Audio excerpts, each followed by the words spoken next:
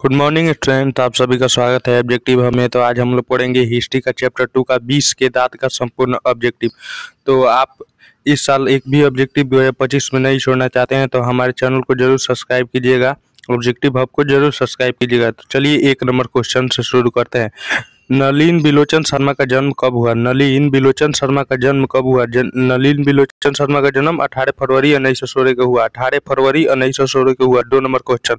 नलिन बिलोचन शर्मा का जन्म कहाँ हुआ? नलिन बिलोचन शर्मा का जन्म कहाँ हुआ?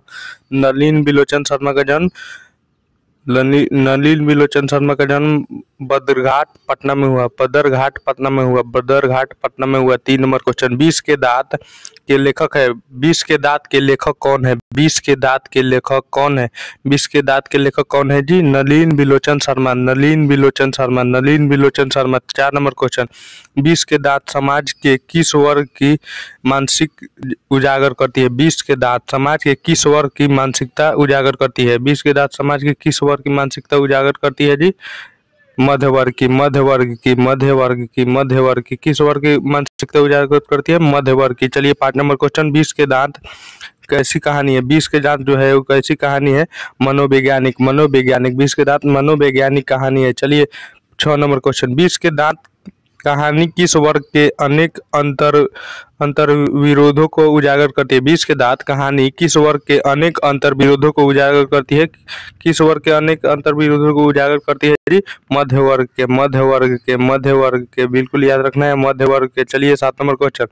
नलिन बिलोचन शर्मा जन्मता कौन सी भाषी थे? मतलब नलिन बिलोचन शर्मा जन्म से ही किस भाषा से जुड़े हुए थे? किस भाषा से जुड़े हुए थे जी?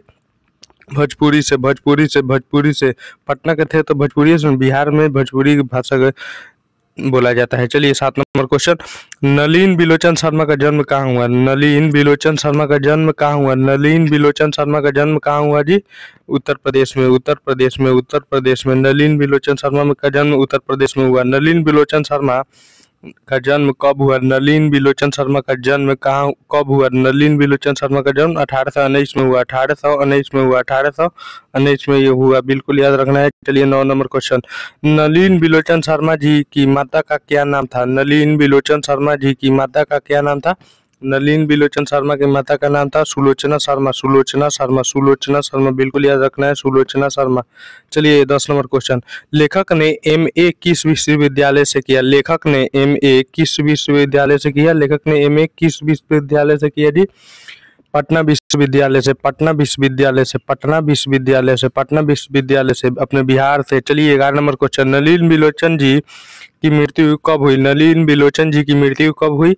नलिन बिलोचन जी की मृत्यु 1961 में हुई। 1961 में हुई। नलिन बिलोचन शर्मा की मृत्यु 1961 में हो गई। चलिए 12 नंबर क्वेश्चन। आलोचनाओं में वे किस शैली की को अपनाते थे? आलोचनाओं में वे किस शैली को अपनाते थे? आलोचनाओं में वो आधुनिक शैली को अपनाते थे। आधुनिक शैली को अपनाते थे। आधुनिक शैली को अपनाते थे। चलिए 13 नंबर क्वेश्चन। आलोचकों के अनुसार प्रयोगवाद का वास्तविक प्रारंभ किसकी कविता से हुआ? आलोचकों के अनुसार प्रयोगवाद का वास्तविक प्रारंभ किनकी कविताओं से हुआ? किनकी कविताओं से हुआ जी? नलिन बिलोचन शर्मा के। नलिन बिलोचन शर्मा के। चलिए 14 नंबर क्वेश्चन। नलिन बिलोचन शर्मा के पिता का नाम क्या था? नलिन बिलोचन शर्मा के पिता का नाम क्या था जी? नलिन बिलोचन शर्मा के पिता का नाम था रामावतार शर्मा। रामावतार शर्मा। रामावतार शर्मा। रामावतार शर्मा। चलिए 16 नंबर क्वेश्चन। सेन साहब की मोटर कार थी। सेन साहब की जो थी मोटर कार थी स्टीमल इंड। स्टीमल इंड। स्टीमल इंड। सेन साहब की मोटर कार स्टीमल इंड थी। चलिए 17 नंबर क्वेश्चन। सेन साहब की नई मोटर कार किस रंग की थी? सेन साहब की जो नई मोटर कार थी वो किस रंग की थी जी? काली रंग की थी। काली रंग की थी। काली रंग की थी। बिल्कुल याद रखना है। 18 नंबर क्वेश्चन। सेन साहब की कितनी बेटियां थी? सेन साहब की कितनी बेटियां थी? सेन साहब जो थे उनकी कितनी बेटियां थी जी? 5 बेटियां थी। 5 बेटियां थी। सेन साहब की 5 बेटियां थी। बिल्कुल याद रखना है। चलिए 19 नंबर क्वेश्चन। किससे मोटर की चमक दमक को कोई खतरा नहीं था? किससे मोटर की चमक दमक से कोई खतरा नहीं था? सेन साहब की पुत्रियों से। सेन साहब की पुत्रियों से मोटर की चमक दमक की कोई खतरा नहीं था। चलिए 20 नंबर क्वेश्चन। सेन साहब की पुत्रियों में से एक थी। सेन साहब की पुत्रियों में से एक थी। सेन साहब की पुत्रियों में से एक आरती थी। एक थी आरती। सेन साहब की पुत्रियों में से एक आरती थी। चलिए 21 नंबर क्वेश्चन, सेन साहब खोखा खोखी को क्या बनाना चाहते थे? मतलब सेन साहब खोखा को क्या बनाना, खोखा मतलब बच्चा को कहा जाता है। सेन साहब अपने बच्चा को क्या बनाना चाहते हैं? सेन साहब अपने बच्चे को क्या बनाना चाहते हैं? Engineer engineer engineer. सेन साहब अपने बच्चे को इंजीनियर बनाना चाहते हैं। चलिए 22 नंबर क्वेश्चन, लोग सेन साहब को उनके बच्चे के लिए कौन सा विद्यालय उपयुक्त बताते थे? लोग सेन साहब को उनके बच्चों के लिए कौन विद्यालय उपयुक्त बताते थे? Kindergarten school kindergarten school kindergarten school. चलिए 23 नंबर क्वेश्चन, मदन के पिता का नाम क्या था? मदन के पिता का नाम क्या था? मदन के पिता का नाम गिरधर लाल था गिरधर लाल था गिरधर लाल था गिरधर लाल था। चलिए 24 नंबर क्वेश्चन, सेनों ने अपना सिद्धांत को क्यों बदल दिया? सेनों ने अपने सिद्धांत को क्यों बदल दिया था? सेनों ने अपने सिद्धांत को खोखा के दुर्लित स्वभाव के अनुसार बदल दिया। खोखा के दुर्लित स्वभाव अनुसार के बदल दिया। चलिए 25 नंबर क्वेश्चन, दुर्लित का शब्दार्थ है दुर्लित का शब्दार्थ है दुर्लित का शब्दार्थ क्या है जी? दुर्लित का शब्दार्थ है लाड़ प्यार में बिगड़ा हुआ। लाड़ प्यार में बिगड़ा हुआ, जो दुलार से बिगड़ जाए, लाड़ जिसको घर पे नहीं डांटा जाता है, लाड़ प्यार ज्यादा किया जाता है, लाड़ प्यार में बिगड़ा हुआ। चलिए 27 नंबर क्वेश्चन, नलिन बिलोचन शर्मा की स्कूल की पढ़ाई कहाँ हुई? नलिन बिलोचन शर्मा की स्कूल की पढ़ाई कहाँ हुई? नलिन बिलोचन शर्मा की स्कूल की पढ़ाई कहाँ हुई जी? नलिन बिलोचन शर्मा की स्कूल की पढ़ाई पटना कॉलेजिएट स्कूल में हुई। पटना कॉलेजिएट स्कूल में हुई। पटना कॉलेजिएट स्कूल में हुई। चलिए 28 नंबर क्वेश्चन, मदन ने कासू कितने दांत तोड़ डाले? मदन ने कासू के कितने दांत तोड़ डाले जी? बिल्कुल याद रखना है, मदन ने कासू के 2 दांत तोड़ डाले। 2 दांत तोड़ डाले। 2 दांत मदन ने कासू के 2 दांत तोड़ डाले। चलिए 28 नंबर क्वेश्चन, खोखा किसको कहते हैं? खोखा किसको कहते हैं? खोखा किसको कहते हैं? इस कहानी में खोखा किसको कहा जा रहा है जी? खोखा कासू को कहा जा रहा है। कासू को कहा जा रहा है। खोखा कासू को कहा जा रहा है। चलिए 20 के दांत कहानी की गई है। 20 के दांत कहानी की गई है। 20 के दांत जो कहानी है की गई है 20 के दांत तथा अन्य संग्रह कहानियों संग्रह से। 20 के दांत तथा अन्य कहानियों संग्रह से 20 के दांत कहानी ली गई है। चलिए 30 नंबर क्वेश्चन, सेन साहब का मित्र क्या था? सेन साहब जो थे उनके मित्र क्या था? सेन साहब के मित्र क्या था जी? पत्रकार था। चलिए 32 नंबर क्वेश्चन, गिरधर लाल कौन था? गिरधर लाल जो था वो कौन था जी?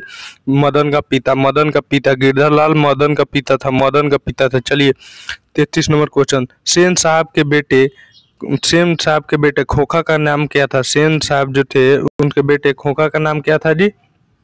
कासू बिल्कुल याद रखना है। सेन साहब के बेटे के नाम था कासू। 34 नंबर क्वेश्चन, मदन की उम्र क्या थी? मदन जो था उसकी उम्र क्या थी? मदन की उम्र क्या थी जी? 5 से 6 साल बिल्कुल याद रखना है। मदन की उम्र 5 से 6 साल थी। चलिए 35 नंबर क्वेश्चन, कासू मदन के साथ किस खेल में शरीक होना चाहता था? कासू मदन के साथ किस खेल में शरीक होना चाहता था? कासू मदन के साथ लट के खेल में शरीक होना चाहता था। चलिए 36 नंबर क्वेश्चन, दृष्टिकोण किसकी रचना है? दृष्टिकोण जो है वो किसकी रचना है जी? दृष्टिकोण किसकी रचना है? नलिन बिलोचन शर्मा की बिल्कुल याद रखना है। नलिन बिलोचन शर्मा की। चलिए 37 नंबर क्वेश्चन, लड़कियां क्या है? कठपुतलियां है। किसे इस बात पर गर्व है? लड़कियां क्या है? कठपुतलियां है। किसे इस बात पर गर्व है जी? किसे इस बात पर गर्व है? माता पिता को। इस कहानी में माता पिता को लड़कियां क्या है? कठपुतलियां है। किसे इस बात पर गर्व है? माता पिता को। चलिए 38 नंबर क्वेश्चन, मोटर कार को किससे खतरा हो सकता था? मोटर कार को किससे खतरा हो सकता था? मोटर कार को किससे खतरा हो सकता था जी? खोखा से। मोटर कार को खोखा से खतरा हो सकता है। चलिए 39 नंबर क्वेश्चन, सेन साहब ने किसे खूब फटकार लगाई? सेन साहब ने किसे गिरधर लाल के बेटे ने खोखा का दांत टूट दिया था, इसीलिए सेन साहब ने उसे फटकार लगाई। चलिए 40 नंबर क्वेश्चन, कौआ की जमात में शामिल होने के लिए कौन लग गया? कौआ की जमात में शामिल होने के लिए कौन लग गया? कौआ की जमात में शामिल होने के लिए हंस लग गया। बिल्कुल याद रखना है। चलिए 41 नंबर क्वेश्चन, मदन अक्सर किसके हाथों से पीटता था? मदन अक्सर किसके हाथों से पीटता था? पिता के हाथों से, पिता के हाथों से, पिता के हाथों से। मदन अक्सर पिता के हाथों से पीटता था। चलिए 42 नंबर क्वेश्चन। खोखा को ट्रेनिंग देने के लिए घर पर कौन था आता था? खोखा को ट्रेनिंग देने के लिए घर पर कौन आता था जी? बढ़ई, बढ़ई। खोखा को ट्रेनिंग देने के लिए घर पर बढ़ई आता था, बढ़ई आता था। चलिए 43 नंबर क्वेश्चन। सेन दंपति को खोखा क्या बनाना चाहता था? सेन दंपति को खोखा क्या बनाना चाहता था? सेन दंपति को खोखा इंजीनियर, खोखा क्या बनना चाहता था? इंजीनियर, सॉरी बनना खो सेन दंपति को खोखा क्या बनना चाहता था? Engineer, engineer, engineer. चलिए 45 नंबर क्वेश्चन। मदन किससे उलझ रहा था? मदन किससे उलझ रहा था? मदन सेन साहब से उलझ रहा था, सेन साहब से उलझ रहा था, सेन साहब से उलझ रहा था। चलिए 46 नंबर क्वेश्चन। किसके अनुसार सेनों ने सिद्धांत को भी बदल दिया था? किसके अनुसार सेनों ने सिद्धांत को भी बदल दिया था? किसके खोखा के अनुसार, खोखा के अनुसार, खोखा के अनुसार, खोखा के अनुसार। बिल्कुल याद रखना है। चलिए 27 नंबर क्वेश्चन। ऐसे ही लड़के आगे चलकर गुंडे, चोर, डाकू बनते हैं। यह पंक्ति कहानी किस पात्र ने कही है? ये बिल्कुल याद रखना है। ऐसे ही लड़के आगे चलकर गुंडे, चोर, डाकू बनते हैं। यह पंक्ति किस पात्र ने कही है? किस पात्र ने कही है जी?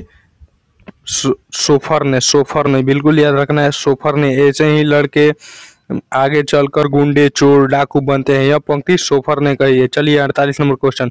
गिरधर लाल किसकी फैक्ट्री में किरानी था? गिरधर लाल जो था वो किसकी फैक्ट्री में किरानी था जी? सेन साहब की फैक्ट्री में, सेन साहब जी के फैक्ट्री में, सेन साहब की फैक्ट्री में वो क्या था? किराना था, किरानी था। चलिए 49 नंबर क्वेश्चन। सेन साहब किसके व्यंग से ऐठ रहे थे?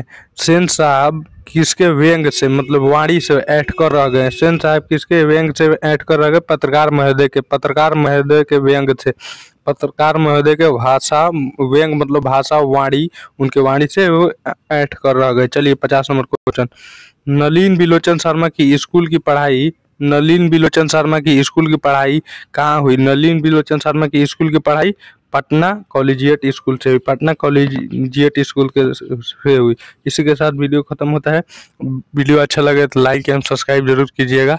चलिए धन्यवाद वीडियो देखने के लिए।